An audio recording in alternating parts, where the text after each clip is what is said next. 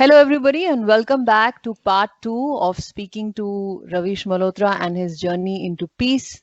We did an amazing conversation with him a little while ago where we spoke about his journey about his transforming his body, transforming his mind, spirit, and of course, his journey into spirituality.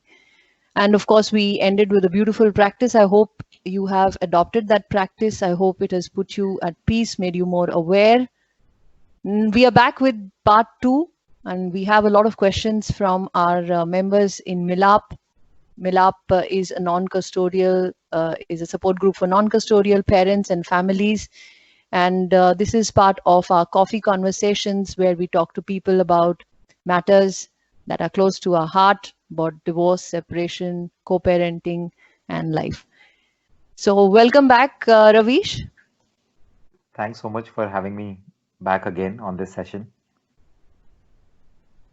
Right. So what we are going to do is take some more questions that have come in from people who heard the first part of the podcast. And hmm I'll begin with the topic which we often talk about in our support group, which is, of course, hmm divorce. Okay. Many of us have had very challenging times in our marriages, even after they ended. The relationship had so much of resentment, hurt, anger, and of course the children bear the brunt for the parents holding on to so much of resentment and anger against each other. So Ravish, although I know you're very young and you would have not had a very long journey into marriage, but as a meditator, as somebody who observes life very keenly, why do you think marriage is unlike any other relationship, hurt so much when they come to an end? Why is it that we cannot let go of this journey that we have had with two people? Why can't we let go with much more soberness, with much more peace? Well, yeah, that's right. I'm very young, but as you said that uh, I have had this keen eye to observe human behavior and relationships. So what I have found is that there are different aspects to it. It is not a very uh, it is not a very straightforward answer to this. But having said that, let's look at any relationship for that matter. Let's start with that. Hmm. Because usually we pay a lot of attention to this one relationship in society, which is marriage, and it takes all the attention. So why leave other relationships? So suppose you're born in a family and you have a father who drinks a lot and creates a scene every evening in the house.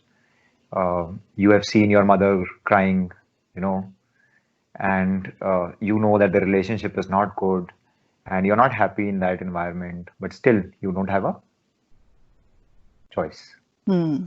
Okay. So what will happen? You will stick to that environment, you will stay around, and you will grow up in your own way. You may become rebellious or you may become humble. That depends upon what kind of a person you are and what are your learnings. But one thing, important thing is that if it is your parents, you don't leave the house and go away. Hmm. You stick around till you are independent or you grow up and then you get into work. But when it comes to marriage, one thing is for sure, there is a choice involved. Hmm. So you asked why do they end up in divorce and all? Because it is a choice. And this is how society has structured it, this relationship of marriage. So that is one aspect of looking at it, that there is a choice and some people choose to exercise that choice. Some people do not exercise that choice. And for some people, there is no choice. They want to, you know, stay till the end. And even if they are in a misery state, then also they like to hang on to the relationship. Now, since it is a choice, there is a choice to exit the relationship. Now, look at the other aspect of it. There is also a choice to get into the relationship, Hmm. right? So we all meet so many people. all through our years of growing up and all. And then we have special, this sort of a special attraction to somebody, and then that attraction may change to love. A lot of teenagers while growing up, they confuse what is infatuation, what is love. I think even adults I have seen getting very, very confused about what true love is. There are people who Oh, are still oh looking yeah. for true love, and so everything gets very, very confusing, and it is very normal for you to actually make mistakes. Hmm. You take maybe your infatuation to be love, and maybe there is nothing from the other side, and it is just your liking for somebody, and you want to immediately convert it. So there are much deeper aspects to it. So how you got into that relationship matters.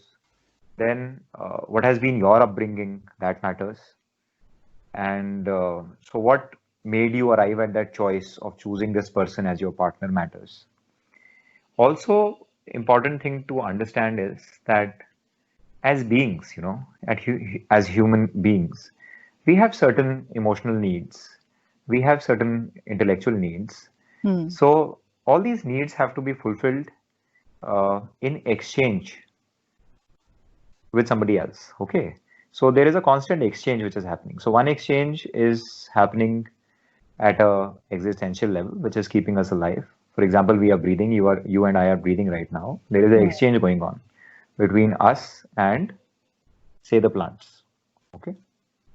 So we are breathing oxygen. They are giving us oxygen. We are taking from them, and we are letting out carbon dioxide. That Hmm. is one exchange, which is existential. Then comes the emotional exchange, which happens. So some people, they are very emotional. Some people are non-emotional. But having said that, this dimension of emotion is very deep rooted in all of us. Now, all of us want and can easily relate to happy emotions or happy environments, even if we call ourselves non-emotional beings or whatever you may call it intellectually. And then there is an intellectual exchange. So you may have seen that, some people in colleges or schools, some kids just immediately get together because they have certain intellectual wavelength which matches. So that is the thing which basically gets them together. Uh, Now, when you get into a love relationship and you are in that state of love, you have to understand that this state of love is something you are feeling within you. Hmm. Okay. And the other person is just an external stimulus. Hmm. Okay. So every time this person comes, or a thought of this person comes, because our brain cannot basically scientifically identify as to what is the reality. When you close your eyes and imagine something, your brain thinks it is happening in real. So you look at this person in your head, and then you feel the same emotions. You feel the emotion of love. So you start feeling good about it. And you start identifying with this person quite a lot. Now, without realizing that what is it that you bring to the table for this person to take from you? Hmm. This is something you are enjoying within you. But what happens to the not so fruitful or supportive emotions which you are still carrying? I'm sure you are carrying your frustrations and irritations about life, about people. I'm sure there is anger imbibed in you. Hmm. I'm sure you have your own desires and tendencies. Are you doing something about those? Why I'm saying is because when every relationship is exchange dependent, there is an Hmm. exchange as the prerequisite for any relationship to start, then what is it that you are going to give in exchange? Tomorrow, say that person becomes very loving of you, extremely loving, Hmm. and you have run out of love for whatever reason. And what is the next emotion which you give? Anger. Because there was anger hidden somewhere under Hmm. that sheen of love. Now that fruitful emotion is gone, that happy emotion is gone. So all that is under the cover will start showing up. So basically, marriage or any relationship can't make you happy unless you're a happy person inside. You have to first clear it out from your system, everything that is non-supportive of Hmm. a happy or a joyful environment. Because if you don't do that, then it will all come out. It will show up irrespective of where you are in life.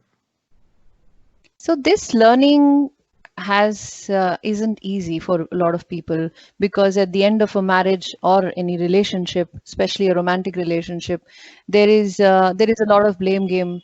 There is a lot of analysis, but somehow people tend to point fingers at everybody else but themselves. They rarely want to look at what was their contribution to not making this relationship work. And as you said, that if you're more aware of what is it that you are bringing to the table, or rather what is it that you could not give, and then start to look at an internal journey or an inward journey where you could first look at healing yourself, and then looking at attracting other relationships. So I think my experience is that people are too much in a hurry to get into another relationship because they feel that's the balm, or that's the band-aid that they need to put, the label that they need to have in their life. And it's often very disastrous, because the other relationships also end up like the first, the third, and the fourth, and the list goes on. Yes. Because your brain will seek how you feel, and there is a filter in the brain which will do that, and it will put you in this loop, in this pattern. So if you have ended up in a bad relationship once, chances are you may end up doing that again, maybe the third time, maybe the fourth time. Why? Because you are not looking where you should look. You need to work with yourself. So And I'm this is- also yeah. I'm also happy that a lot of members have said that I want to take this journey of looking deep within me, and I want to make a new start. Although my life has been very difficult and tumultuous, I want to make a fresh start with a fresh outlook. And I'm happy when people are keen to learn new strategies, keen to understand more about meditation and yoga, because that is India's gift to the world. Somehow Indians haven't adopted it as wholeheartedly or large-heartedly as the West has. So, but I'm happy that a lot of members talk about starting meditation. But one of the main reasons for them not to get started on this journey is they say that, Ghazal, I don't think I can sit and go blank. I don't think I can concentrate for that long. I don't think I can, go thoughtless.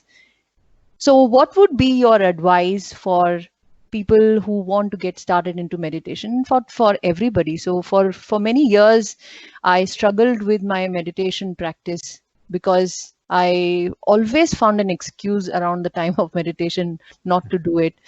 I think it was my monkey mind prompting me to not sit, because it would mean looking within and concentrating on my breath. But I think once I started doing that, I realized how centering a practice it can be, how it has changed my reaction to response many times in conflicting situations with people. So, what would be your advice for somebody who is getting started, or even is a beginner into meditation?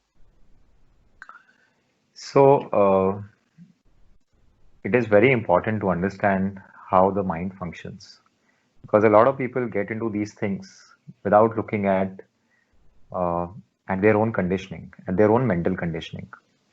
So the chances are, if you have not done the cleanup, so what you call as healing, I call it as cleaning up. I call it cleaning up because most of the times you pick these things accidentally out of ignorance. And this is not something you were born with. So you have to clean it up. And there is another term which is called as unlearning, because there is too much knowledge in the head now, which will create boundaries and a lot of rights and wrongs in your brain. So it will not let you take actions, and it will not let you go beyond that which is basically stopping you. So it is very important to see where you stand as of today.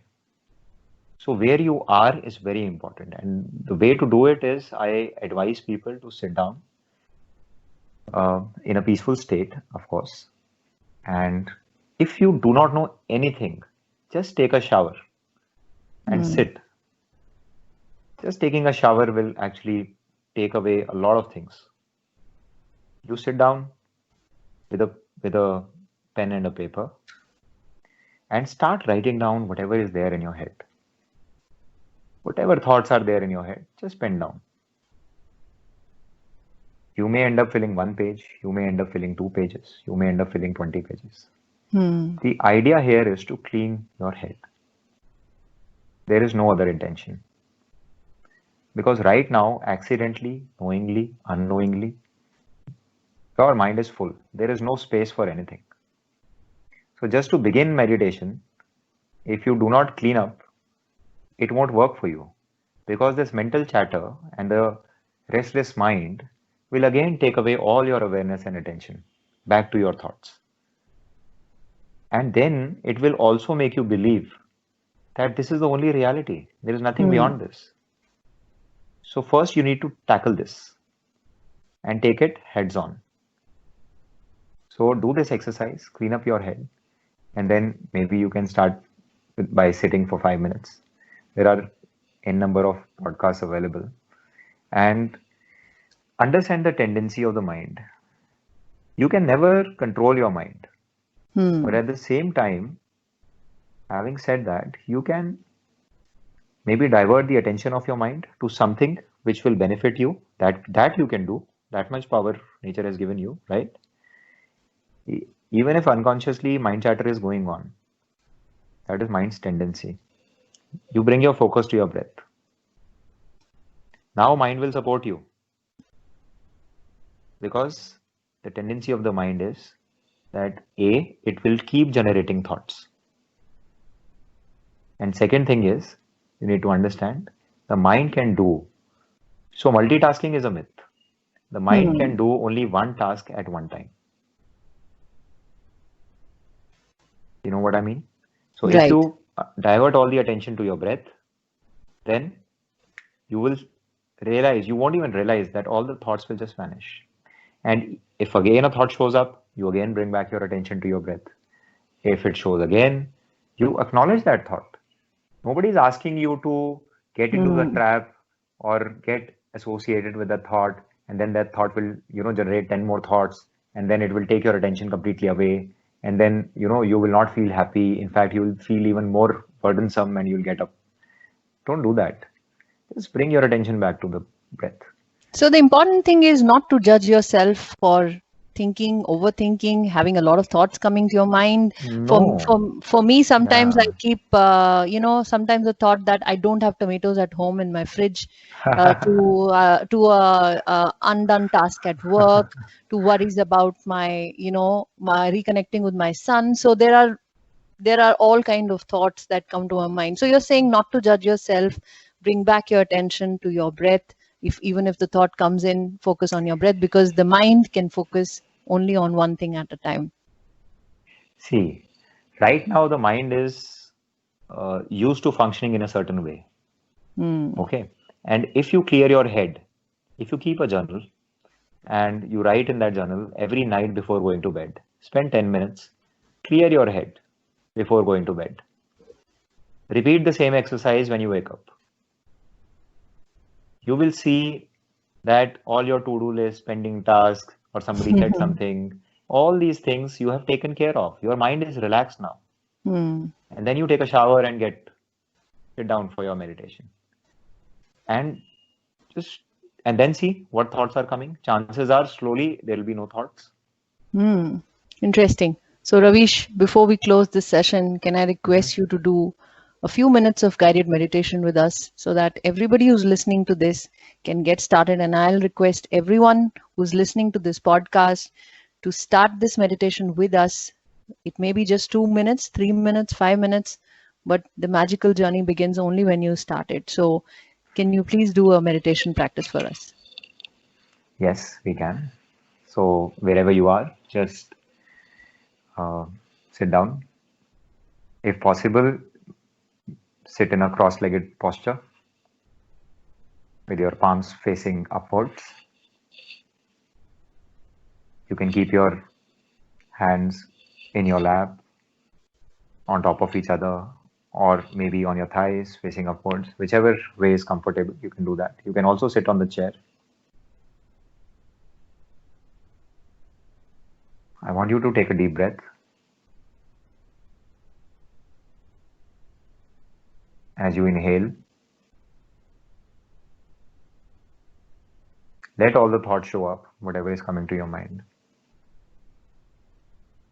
Make sure it's a complete inhalation. Your stomach inflates. You stay there for 2 seconds. And then slowly exhale from your mouth.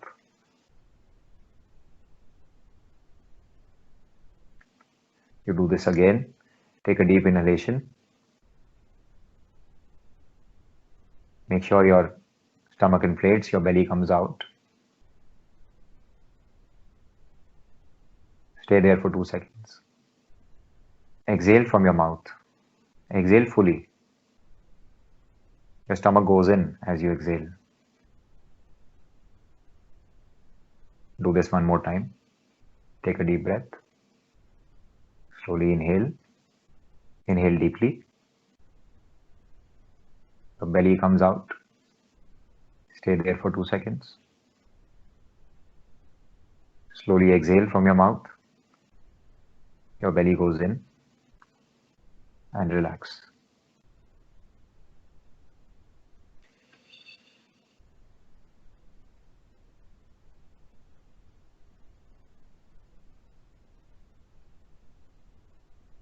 I want you to bring to your mind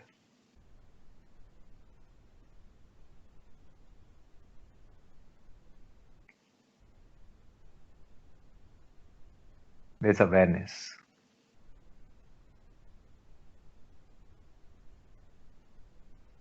This awareness of breath. Just notice how it is happening. Slowly it is going in. You don't have to do anything. The exhalation happens. Again, the inhalation happens. Exhalation happens. Inhalation. Exhalation.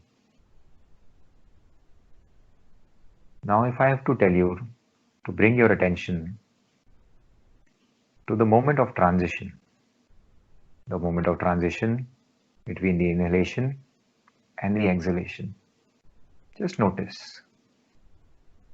There is a very, very subtle pause which happens.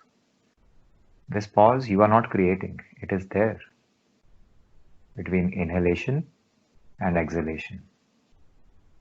I want you to notice it.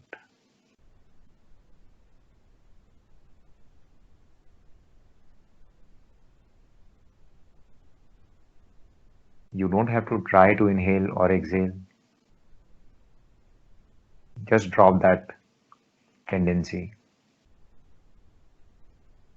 You are relaxed. You are just noticing. You are noticing it as a third person. Notice how your breath goes in. How there is a moment of pause between inhalation and exhalation.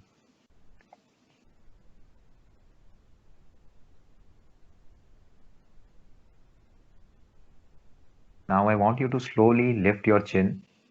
Keep your eyes closed. You will feel that your focus has shifted between the eyebrows. Now it is a very mild focus. Keep observing your breath and maintain this focus.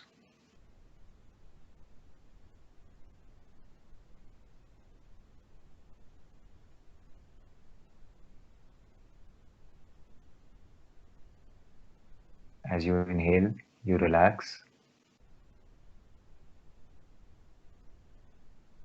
As you exhale, you relax even more. Just notice your breath.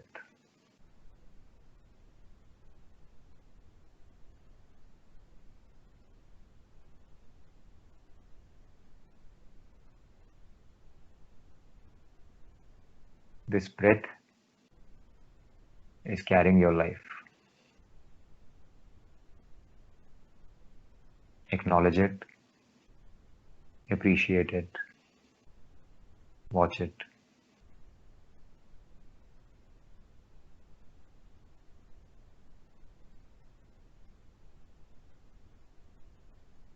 Feel the sensations between your eyebrows.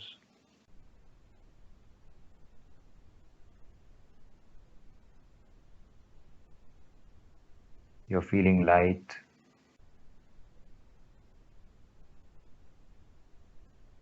You're feeling a bright light in your forehead.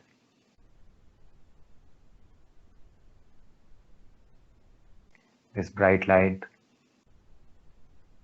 is your awareness.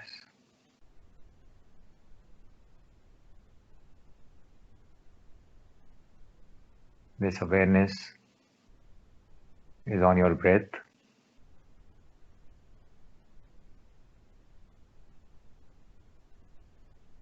This breath is happening right now. You're alive right now.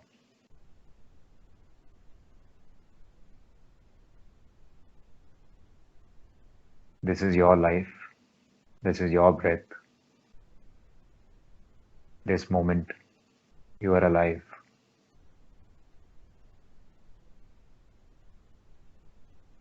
And this is the most important thing.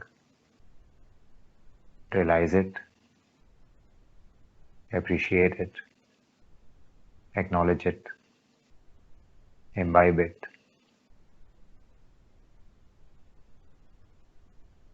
Be grateful for your breath.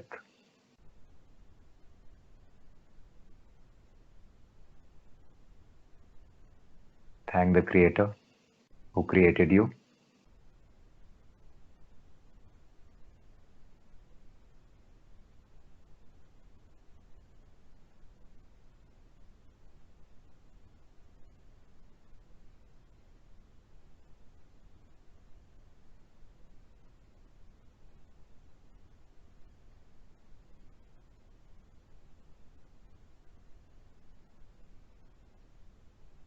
And now you know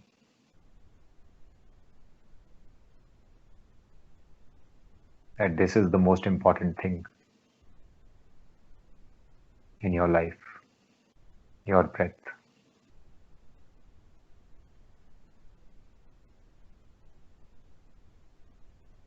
And you now decide to keep it balanced, keep it relaxed,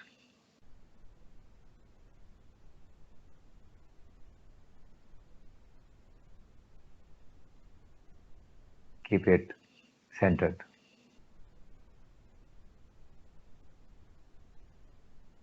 Take one more deep breath.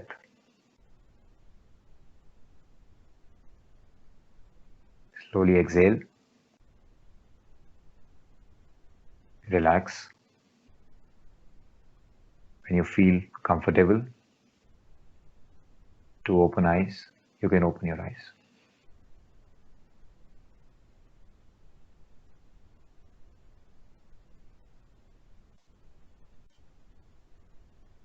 That was really beautiful, very peaceful, very calm. And I was going back to all the tips that you gave us for the meditation and getting started. And thank you so much for this beautiful practice, which will remain with all our listeners as well. So anytime that they wish to go back and start this meditation, I think this is a great way to do that. So thank you, Ravish, for sharing this knowledge, sharing your life's journey, this beautiful practice, and your own journey with meditation with all of us. Thank you. Thank you so much, Ghazal. And thanks for being so patient. And I really appreciate all the questions which came. And thanks to all the listeners who actually took time out to listen to our podcast and conversation. I just hope that they maintain peace in their life and they take their own peace in their hands and be responsible for making their family environment peaceful. Wherever they go, they carry their peace with them. Thank you so much. I really like to thank the audience once again for listening. And we request you to connect with us on Milap on our Facebook page. If you're a non-custodial parent or a family, you can reach out to us on our Facebook group. to find a safe and private space to connect with members, with experts. And if you're someone who believes in co-parenting, I'd like you to extend your hand to families who are going through and have gone through the separation. Your unbiased support means a lot to us, and you can really change the way our society looks at divorced families. Once again, on behalf of Milap, I'd like to thank all of you for your love and support, and Ravish for being here with us. Thank you so much. Thank you, Fazil.